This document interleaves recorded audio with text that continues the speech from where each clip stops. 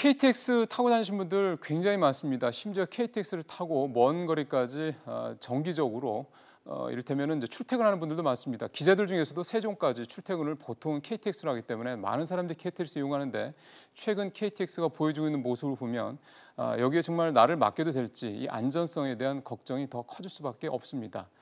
좀 생각을 해봐야 될 것 같습니다. 도대체 왜 KTX가 문제가 되는 건지, 가격은 비싼데 이렇게 될 경우 정말 우리가 마음 편하게 이 KTX를 앞으로 탈 수 있는 건지 근본적인 점을 한번 짚어봐야 될 것 같습니다.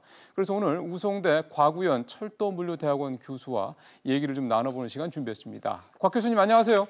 예, 안녕하십니까? 예, 그 사고 원인 갖고도 좀 말이 많대요. 뭐 처음에는 너무 추워져서 그랬다라고 하다가 나중에는 뭐 신호체계 오류 가능성이 또 제기되고 있고. 그러니까 결국은 사고 원인에 대해서도 좀 뭔가 좀 명확하게 나오지 않고 계속 이랬다 저랬다 번복을 하는데 이런 이유는 뭐라고 보십니까? 제 생각에는요. 처음에는 날씨가 갑작스레 급강하가 됐지 않습니까? 그렇죠. 그래서 이제 급강하가 되면 철길이 레일이 절손이 되는 경우가 많이 있습니다. 그래서 아마 차가 갔을 때 그 당시 때를 맞춰서 레일이 절손이 돼서 사고가 난 거라고 생각을 했고 또 사고 현장에 레일이 많이 부러져 있었어요. 그래서 제가 볼 때는 아마 레일이 부러진 거를 보고 기온 강화 때문에 그렇게 된 거라고 아마 오판을 낸 것 같습니다. 그러니까 추정을 그렇게 한다라는 거죠? 예, 그렇습니다. 그리고 신호체계 문제도요. 지금 뭐 기사에 나오는 거를 이렇게 들어보면은 그건 확실한 인재 같은데 그런 식의 실수를 사람이 할까 싶다는 생각이 들 정도던데요. 그 문제에 대해서는 아직 사고조사위원회에서 네. 그 조사를 하는 중이라서 그런 일에 대해서는 제가 이야기하기는 어렵지만 그런 일이 발생할 수가 잘 없다고 봐집니다. 현재로서는. 그렇죠. 예. 그러니까 뭐 이를테면 교수님께서 보시기에는 뭐 이게 꼭 뭐 사고를 뭐 코레일 측에서 축소로 하거나 또 은폐하거나 뭐 이렇게까지 볼 수는 없다 이렇게 보시는 거죠? 그렇습니다. 처음에는 그렇게 알고 사고 지점에 슬로 전한 게 있었지만은 네. 사고가 나고 나면 사고조사위원회에서 네. 확인할 때까지는 보존이 필요하기 때문에 그렇죠. 코레일 측에서 조사하기가 쉽지 않습니다.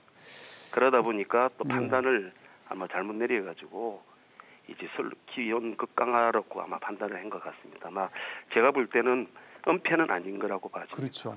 그러니까 조금 이제 막 기자들이 와가지고 빨리 막 물어보고 하니까 어떻게 하다가 뭐 얘기가 나온 걸 텐데 사실은 이렇게 좀 큰 사안일수록 좀 이렇게 그 언론이라든가 이렇게 알려지는 거 사고 원인에 대해서는 좀 통제를 명확하게 해서 한 목소리를 내는 게 중요하지 않나 그런 생각도 그래서 좀 더 많은 분들이 지적을 하던데요. 예, 맞습니다. 근데 예. 좀 원론적인 부분으로 가서요. 왜 코레일에서 자꾸 그렇게 사고가 날까요? 제일 좋은 기차를 쓸 텐데요. 지금 코레일의 그 사고 난 거는 최근에 뭐 오송역부터 시작해서 그렇죠. 최근 고장이 많이 났지 않습니까? 예. 차가 많이 서고 거기다가 또 이번에 또 KTX 사고도 났는데 사실 이제 사고라고 보기는 좀 이야기가 곤란한 게 이제 고장과 사고는 좀 다른데. 그렇죠. 예. 고장은 이제 뭐 기계나 이런 걸 제대로 뭐 작동이 안 될 때 고장이라 보고 사고는 뭐 뜻하지 않게 크게 무슨 일이 좋지 않은 일이 생긴 걸 사고라고 보는데 이번에 사고는 KTX 사고 난 거 이번에 강릉에 또 오송 이런 데는 사고라 보고 차가 쓴 거는 고장으로 봐줘야 됩니다. 근데 모든 것을 다 사고라 보니까 국민들이 불안해 얘기죠.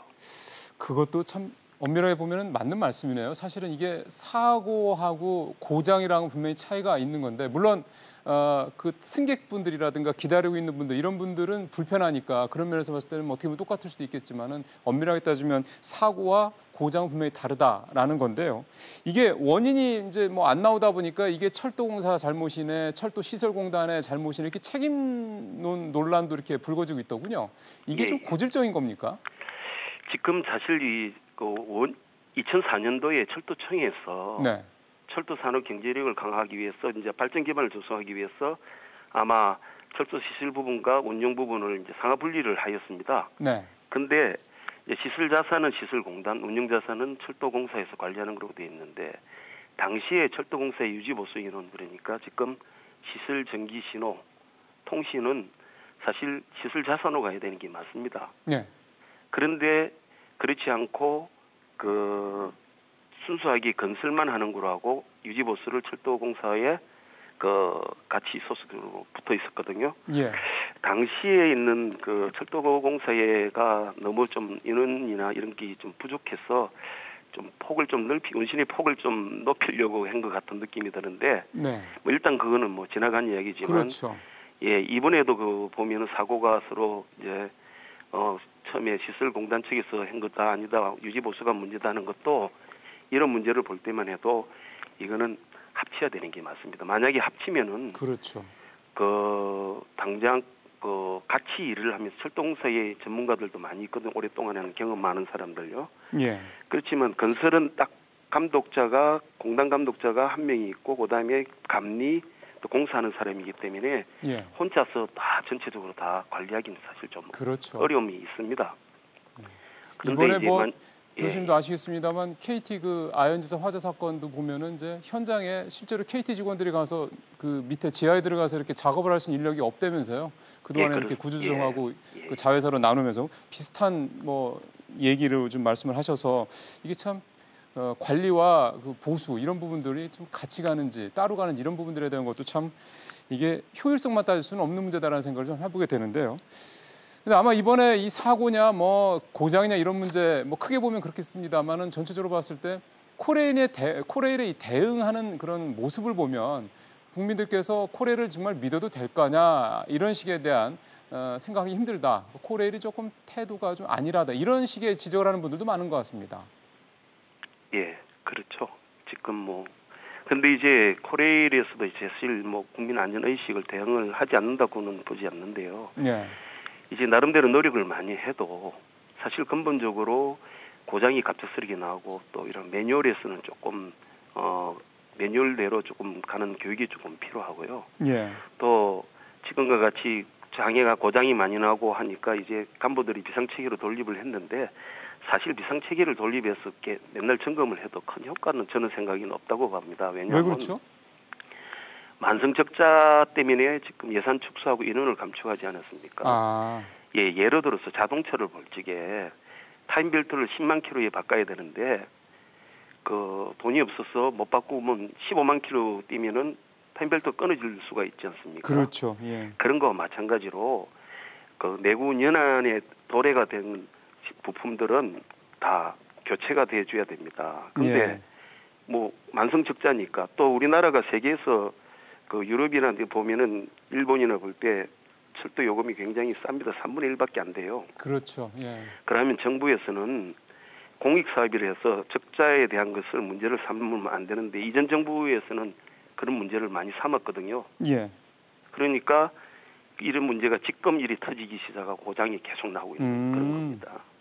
그러면 그 말씀은 지금 이제 문재인 정부에서도 마찬가지긴 합니다만은 이 코레일이라고 하는 어떻게 보면 이제 철도 전문가가 이를테면 이제 헤드가 돼서 이끌고 가야 될 이 코레일이라는 회사에 정치인들이 자꾸 낙하산으로 내려와서 있다 보니까 안전이라든지 이런 건 코레일의 기본적인 업무에 좀 소홀하다는 지적도 일부 좀 맞다고 보시는 거네요.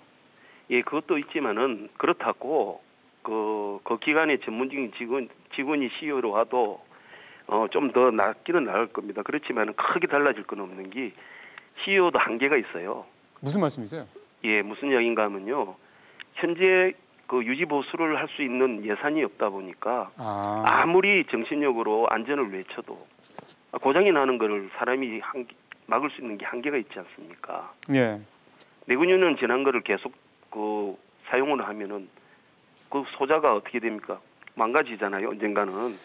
그렇죠. 아무리 닦고 조이고 해도 올해 한계 넘을 수는 없는 거죠. 그렇죠. 쪼고 이런 볼트 쪼고 하는 관계에서는 잘하고 있지만은 우리가 좀 TV를 보다가 오래되면 텔레비가 안 나오지 않습니까? TV가. 그렇죠. 마찬가지로 오래되면은 바꿔줘야 됩니다. 예. 근데 바꾸는 예산이 많이 들어가요. 왜냐하면 그동안 적자 해결한다고 계속 누적이 됐어요. 예. 그리고 인원도 많이 줄었죠. 현재 인원이 많이 줄었습니다. 그렇기 때문에 CEO가 아무리 CEO가 뛰어난 사람이 와도 해결하는 방안이 크게 없다고 알겠습니다. 봅니다. 예. 오늘 문 대통령이 그 KTX에 관련된 얘기를 제일 먼저 수보위에서 했다고 그러더군요. 근본적인 쇄신 대책을 지시하라. 근데 이게 정말 현장 말단에서까지 그대로 먹혀야 될 텐데 이 근본적인 쇄신 대책은 지금 교수님 말씀하신 결국은 이 코레일에 대한 적자를 뭐 해결하라 이런 식의 더 이상 그 위에서 오더를 하지 말고 좀 더 예산이라든가 인력이라든가 이 부품에 대한 투자를 하는 수밖에 없다 이렇게 이해를 하면 되겠습니까? 예, 그러니까 국가적인 차원에서 제도적으로 뒷받침을 해줘야 됩니다. 네. 무조건 사고 나지 마라 하고 돈은 안 주고 그러면은 그거는 사람이 할 수 있는 일이 한계가 있지 않습니까? 또 두 번째는 국가의 지금 현재 국토부에 있는 감독관이죠. 철도 안전 감독관이 지금 한 15명 정도 있는데 그 현재 대한민국의 18개 기관을 관리를 하고 있는데 그거는 상당히 무리입니다. 그런데 예. 외국의 사례를 보면은 일본이나 영국에는 120명이 있고 미국에는 400명 정도가 됩니다. 그래서 이런 안전감독관 제도도 정원을 좀 많이 해서 좀 각 기관에 있는데 문제점 안전을 특별히 활동을 많이 하고 또 잘못된 거 지적받으면은 처벌도 할 수 있도록 그렇게 해서 좀 더 긴장을 하게 해야죠. 그냥 무턱대고 죄송합니다. 네. 그냥 무턱대고 그냥 안전만 외치도 되는 일이 없다고 봐집니다. 제 그렇군요. 생각입니다. 여기서도 정말 예. 아주 단순한 논리가 적용이 되는군요. 투자 대비 효과. 이게 그렇죠. 안 되기 때문에 이런 문제들이 생긴다라는 교수님 말씀으로 이해를 하니까 좀 쉽게 이해가 됐습니다. 오늘 말씀 잘 들었습니다. 네, 감사합니다. 예, 곽우현 우송대 철도물리대학원 교수였습니다.